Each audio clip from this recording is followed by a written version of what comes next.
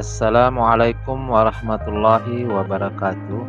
Perkenalkan, saya atas nama Hamjan SPDI, calon guru penggerak angkatan 10 dari SMA Negeri 1 Tanggetada.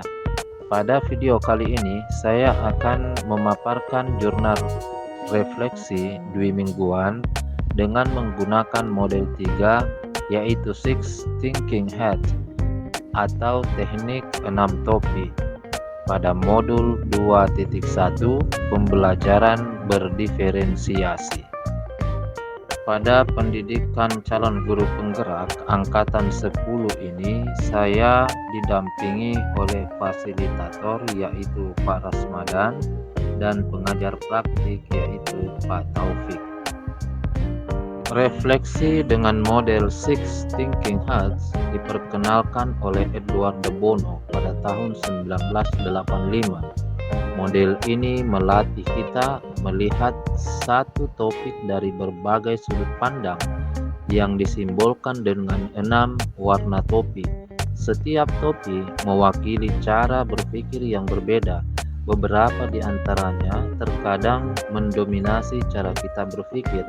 Karena itu, dengan semakin sering melatih ke-6 topi, kita akan dapat mengambil refleksi yang lebih mendalam.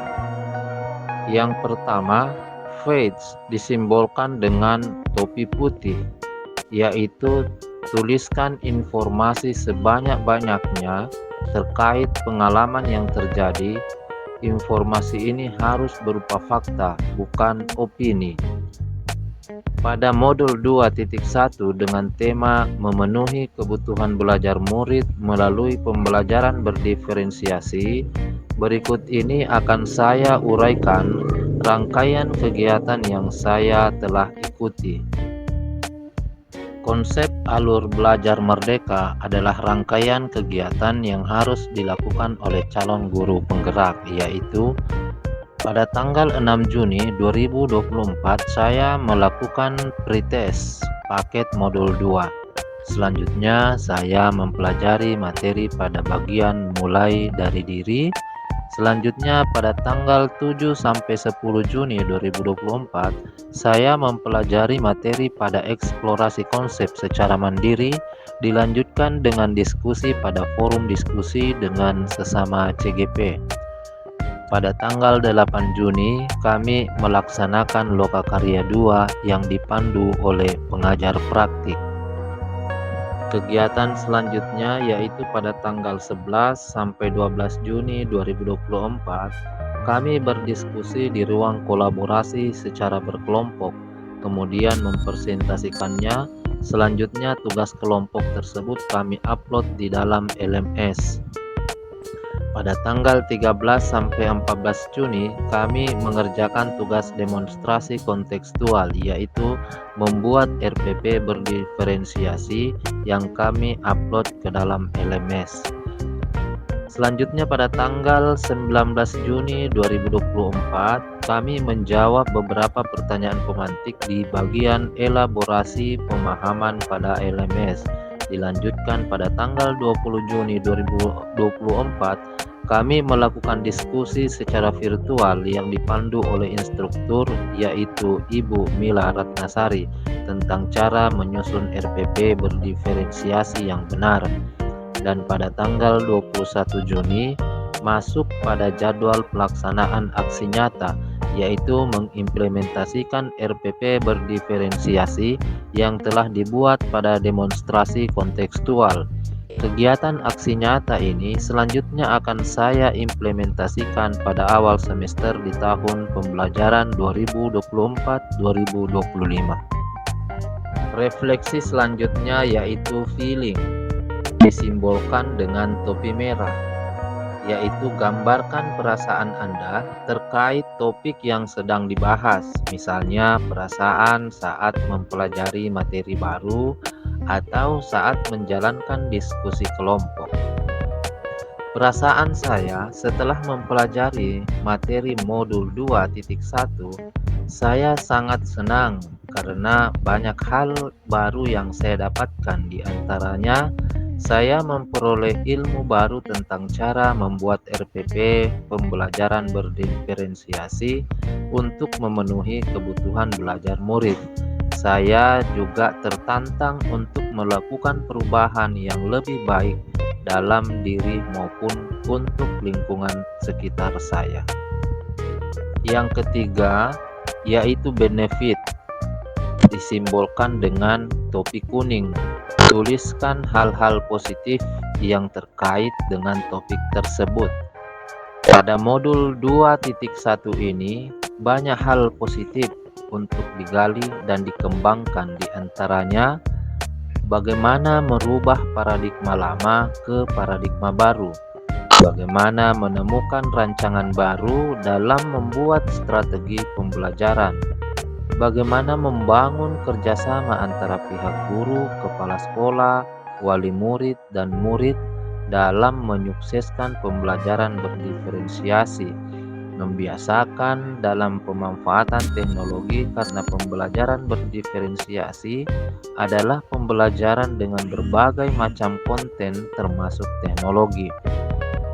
Bagaimana memotivasi saya sebagai guru untuk terus belajar dan mengembangkan diri, dan yang terakhir, menemukan banyak ide terkait kebutuhan belajar murid dalam proses pembelajaran. Refleksi selanjutnya adalah caution, yang disimbolkan dengan topi hitam, yaitu tuliskan kendala, hambatan, atau resiko dari tindakan atau peristiwa yang sedang dibahas. Sumber daya manusia sebagai pengguna belum mampu beradaptasi dengan pembelajaran berdiferensiasi. Murid belum terbiasa dengan pembelajaran berdiferensiasi. Dukungan dari wali murid sangat kurang karena belum menganggap bahwa pendidikan ini sangat penting. Membutuhkan sarana pendukung yang beragam untuk memenuhi kebutuhan belajar dengan pembelajaran berdiferensiasi. Yang berikutnya adalah creativity, yang disimbolkan dengan topi hijau, yaitu jabarkan ide-ide yang muncul setelah mengalami peristiwa tersebut. Adapun ide yang muncul setelah melakukan kegiatan di modul 2.1 ini diantaranya melakukan sosialisasi dengan semua warga sekolah dan orang tua untuk mendukung program pembelajaran berdiferensiasi. SDM dipersiapkan untuk merancang perencanaan dalam pelaksanaan pembelajaran berdiferensiasi. Ide berikutnya adalah rancangan yang telah dibuat dilaksanakan secara konsisten dan melakukan kolaborasi dengan rekan sejawat untuk mengevaluasi jalannya pembelajaran berdiferensiasi, serta jika terdapat miskonsepsi maka dilakukan kembali pemetaan terhadap pemenuhan kebutuhan belajar murid. Refleksi yang terakhir adalah proses, yang disimbolkan dengan topi biru, yaitu tarik kesimpulan dari peristiwa yang terjadi atau ambil keputusan setelah mempertimbangkan kelima sudut pandang lainnya, bandingkan dengan tujuan yang telah ditetapkan sebelumnya. Berdasarkan pertimbangan kelima sudut pandang sebelumnya, dapat disimpulkan bahwa seluruh rangkaian kegiatan yang telah berlangsung adalah bentuk motivasi bagi guru penggerak dalam memenuhi nilai dan perannya sebagai guru penggerak. Guru penggerak harus mampu menanamkan nilai dan perannya dalam penerapan pembelajaran berdiferensiasi di dalam kelas sebagai bentuk pemenuhan kebutuhan belajar murid. Sebagai guru harus mampu menghargai murid agar memiliki motivasi belajar yang tinggi. Pembelajaran diferensiasi sejalan dengan filosofi Ki Hajar Dewantara untuk menuntun segala kodrat yang ada pada anak dan untuk mencapai keselamatan dan kebahagiaan yang setinggi-tingginya.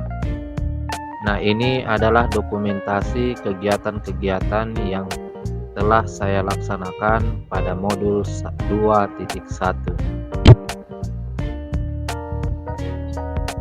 Demikian pemaparan saya terkait jurnal refleksi 2 mingguan Modul 2.1 Pembelajaran berdiferensiasi. Terima kasih telah menyaksikan. Wassalamualaikum warahmatullahi wabarakatuh.